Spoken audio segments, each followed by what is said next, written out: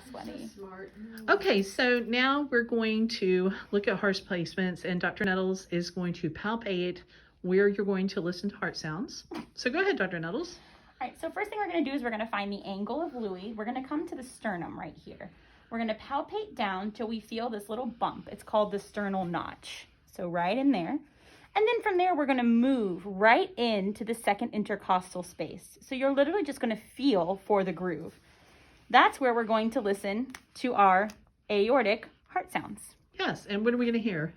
We're going to hear lub-dub, lub-dub, hopefully. Hopefully. Then we're going to move over to the left side, and we're going to go in the same second intercostal space.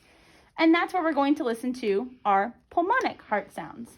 Once again, hoping to hear lub-dub, lub-dub. From the second space, we're going to move down one to the third space. That's going to be Erb's point, or E.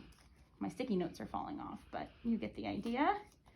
Then we move down one more to the fourth space. That is our tricuspid. Once again, making sure we stay along the sternal border. So right there. Then we're going to go down to our fifth heart sound, which is mitral. That's going to be in the fifth intercostal space, but away from the sternal border. So we're going to go to the mid-clavicular line and move down right that way.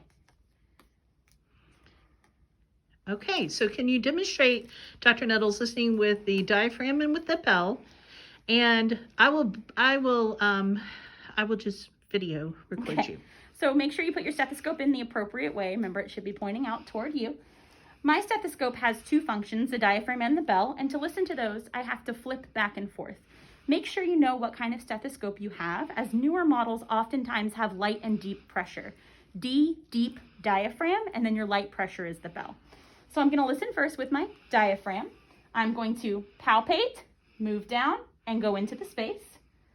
Lub-dub, lub-dub, lub-dub. I'm going to move over and palpate again. Lub-dub, lub-dub, lub-dub.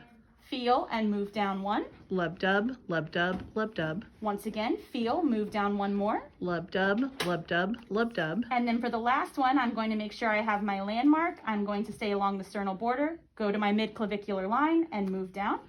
Lub-dub, lub-dub, lub-dub. With my stethoscope, I then would just repeat the motions with my bell by flipping. Same exact pattern. Awesome. Thank you, Dr. Nettles. You're welcome.